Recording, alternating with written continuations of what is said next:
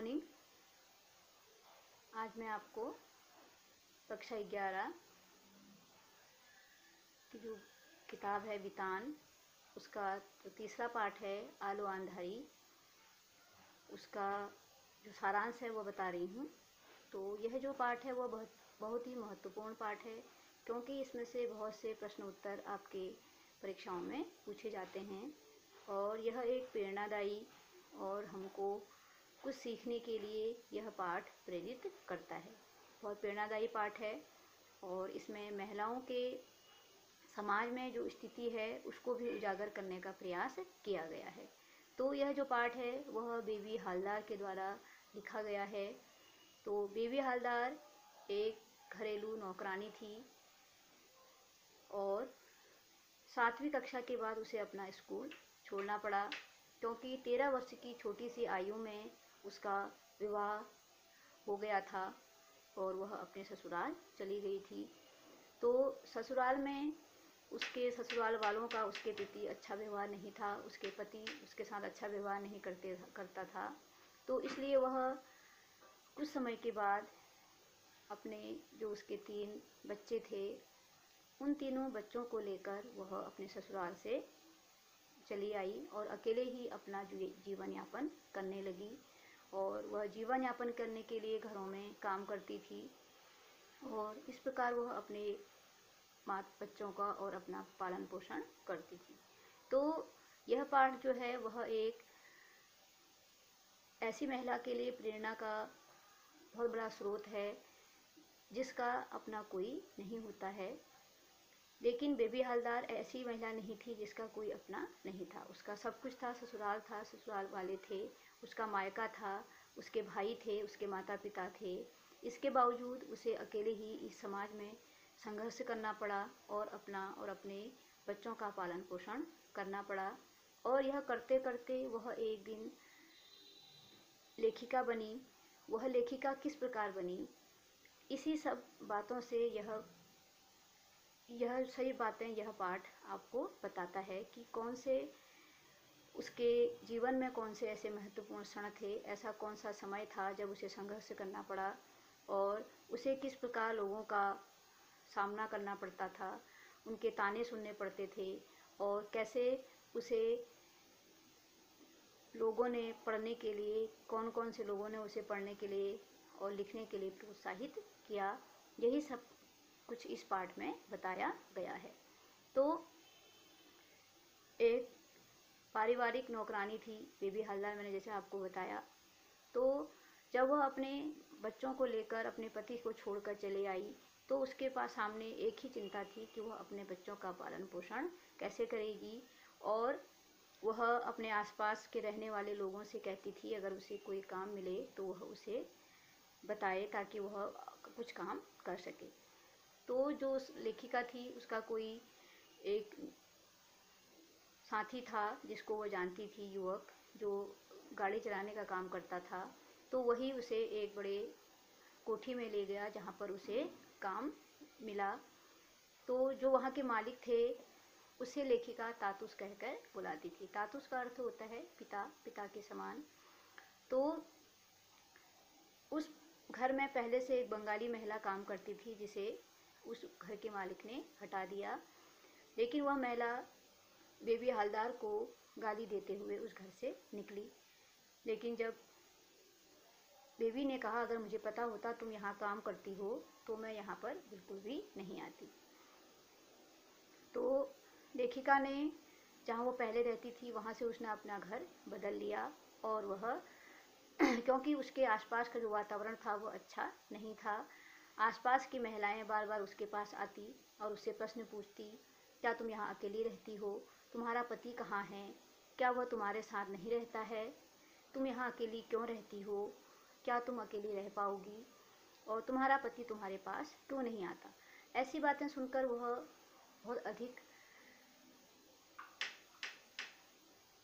परेशान हो चुकी थी, जिससे वह बचने के लिए उसने वह घर और वह वातावरण छोड़कर उसने दूसरी जगह किराए का मकान ले लिया था। तो वह इस प्रकार उसे जब नौकरी मिल गई तो उसके जो बच्चे थे उनका पालन पोषण अच्छा होने लगा और वह अपने मालिक से कहती थी कि अगर उसे कहीं और भी काम मिल जाएगा तो वह वहाँ काम करने को तैयार हो जाएगी। जो तातुस का परिवार था वह बहुत अच्छा परिवार था। तातुस उसे अपनी बेटी की तरह रखते थे और उसका बहुत अधिक ध्यान रखते थे, और उसके परिवार के लोग भी उसके साथ नौकरानी सा व्यवहार नहीं करते थे और उसका बड़ा ध्यान रखते थे।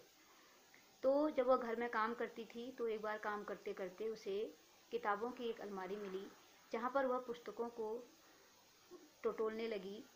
तो जो तातुस थे उसने जब उसको देखा तो उसने कहा, क्या तुम पढ़ना लिखना जानती हो? तो बीबी हवलदार ने कहा, हाँ कुछ कुछ पढ़ लेती हूँ। तो उसने कुछ लेखकों के बारे में बीबी हवलदार से पूछा तो लेखिका ने उन्हें बता दिया। तो तातुस ने लेखिका को लिखने के लिए प्रेरित करना आरंभ कर दिया और उसने कहा कि तुम यह कॉपी और पेन लेके जाओ और जब भी तुम्हें समय लिखे तो कुछ कुछ भी इसमें लिखते रहना, और जो भी तुम लिखना चाहती हो वह लिखना। और इस प्रकार धीरे धीरे जो बेबी थी उसका लिखने के प्रति जो उनकी लिखने की जो प्रति उसकी इच्छा थी वो जागृत होने लगी और उसे लिखने में अब आनंद आने लगा था। वह अपने बच्चों के साथ बिना पति के साथ रहती थी, तो आसपास के लोग उस पर छींटाकशी करते थे। और इसके अलावा किराए के मकान में रहती थी तो वहाँ पर शौचालय की भी असुविधा थी। तो इसके अलावा जो मकान मालिक था, जो उसका लड़का था, वह भी उसको परेशान करता रहता था। तो जैसे तैसे वह उसको टोकती रहती थी और लेकिन वह कुछ कर नहीं पाती थी। तो जहाँ वो रहती थी कुछ समय बाद वहाँ पर आसपास के मकानों को तोड़ा जाने लगा। तो उनके जो आसपास के लोग थे सब लोगों का सामान सड़क पर फेंक दिया गया। तो उस समय बेबी हवलदार अपने घर पर नहीं थी, तो उसके बच्चों को अकेले ही अपने सामान के साथ बैठना पड़ा। और उसके आसपास उसके भाई भी रहते थे, लेकिन उनके भाइयों ने उसके बारे में जानकारी लेना या उसके बारे में पूछना सही नहीं समझा और वह बेबी के बच्चों के पास नहीं पहुँचे। तो भाई थे लेकिन फिर भी उसका अपने बहनों के प्रति कोई जिम्मेदारी वह नहीं उठाते थे। और जब उसकी माँ, बच्चों की माँ बेबी घर पहुँची तो उसने देखा कि बच्चे रो रहे थे और उन्होंने कहा कि हमारे सामान को फेंक दिया गया है। तो कोई भी आदमी उनकी सहायता के लिए नहीं आया, लेकिन जो एक मुस्लिम एक व्यक्ति था भोला, वह उन बच्चों के साथ रहा और रात भर उसने लेखिका के साथ उस खुले में उसने अपना रात बिताई। तो फिर जब सुबह हुई तो भोला ने कहा कि तुम अपने मालिक के पास क्यों नहीं जाती हो, वह तुम्हें अवश्य ही कुछ न कुछ उपाय बताएंगे, और तुम वहाँ क्यों नहीं रहती हो। तो बेबी ने कहा, हाँ मेरे मालिक भी यही कहते हैं कि तुम उसके पास आकर क्यों नहीं रहती हो। तो भोला दा उसको तातुस के पास ले गया। तो तातुस ने कहा कि तुम कल रात ही मेरे पास क्यों नहीं आई, तुम उस खुले में क्यों रही। तो फिर जो बेबी थी वह अपने बच्चों के साथ तातुस के घर में रहने लगी। तो तातुस भी उसके आने से बहुत अधिक खुश हुए, क्योंकि अब उसे रोज़ नया गरम गरम खाना खाने को मिलता। क्योंकि पहले बेबी खाना बनाकर जाती थी तो रात को उनको ठंडा खाना खाना पड़ता था। तो उसके आने से तातुस को भी खुशी हुई और बेबी को भी अपने बच्चों के लिए और अपने लिए एक अच्छा सा घर रहने के लिए मिल गया।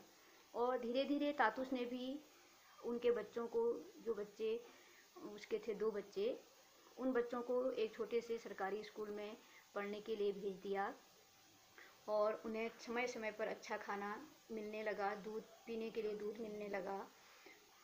तो जब एक दिन तातुस को पता चला कि बेबी का एक बड़ा लड़का भी है, तो उनको उसके लड़के की चिंता होने लगी। जब उसने उससे पूछा कि तुम्हारा बड़ा लड़का कहाँ रहता है, तो उसने बताया कि उनका लड़का एक दवाई की दुकान में काम करता है, लेकिन वो कहाँ है वो उसको पता नहीं है। तो तातुस ने उसके बड़े लड़के के बारे में पता कर लिया और एक दिन उसने बेबी से कहा कि फ़ोन पर तुमसे कोई बात कर रहा है। जब बेबी को पता चला कि उसका बेटा है तो वह बहुत अधिक खुश हुई और वह उससे मिलने के लिए गई। तो जो तातुस थे वह उसको बार बार लिखने के लिए प्रेरणा देते थे और उससे कहते थे कि तुम लिखना मत छोड़ना। और जो उसके तातुस के बेटे थे अर्जुनदा और उसके जो मित्र थे वह भी उनके घर में आते जाते थे, और जिससे जो बेबी थी उसका काम अब बढ़ने लगा था। इसके अलावा तातुस ने बेबी से कहा कि तुम शाम के समय अपने बच्चों को लेकर पार्क में घूमने क्यों नहीं जाती। तो उस दिन से बेबी अपने बच्चों को लेकर पार्क में जाने लगी और वहाँ पर उसकी एक बंगाली लड़की से मित्रता हो गई जिसका नाम सुनीति था। सुनीति के साथ बात कर कर लेखिका को बहुत अच्छा लगता, और जब एक दिन वह चली गई तो लेखिका उदास होने लगी और उस दिन से उसने पार्क में जाना छोड़ दिया। जो बेबी हालदार थी वह पुस्तकें पढ़ती, अखबारों को पढ़ती, और जो उसको समझ में नहीं आता वह तातुस के सामने बैठकर उसका अर्थ समझने का प्रयास करती।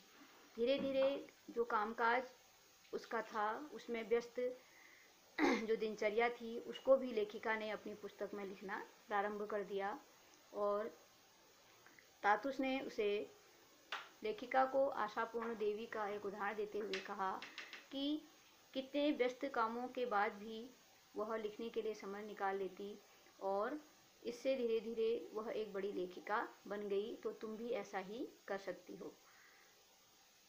तो ऐसे ही समय बीतता गया। कुछ समय के बाद लेखिका के पिता उससे मिलने के लिए आए, तो उसके पास आने के बाद उसको पता चला कि उसकी माँ की मृत्यु हो चुकी है, और इसके बारे में उसके भाइयों को पता था, लेकिन फिर भी उसके भाइयों ने उसको नहीं बताया कि उसकी माँ बीमार थी, और अगर वह उसको बता देते तो शायद वह मरने से पहले अपनी माँ से मिल पाती।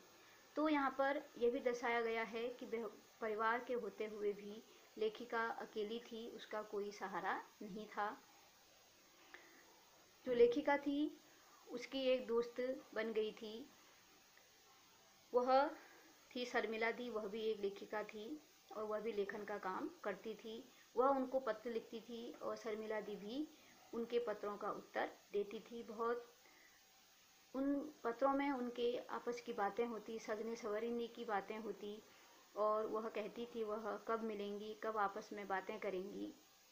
तो अगर जब वो मिल जाएंगी तो खूब सजेंगी संवरेंगी, खूब सारी बातें करेंगी, खूब नाचेंगी। तो लेखिका की इस बातों को पढ़कर वह बेबी खुशी से फूले नहीं समाती थी। तो वो सोचती थी कि अगर तातुस उसकी ज़िंदगी में न आए होते तो उसका क्या होता।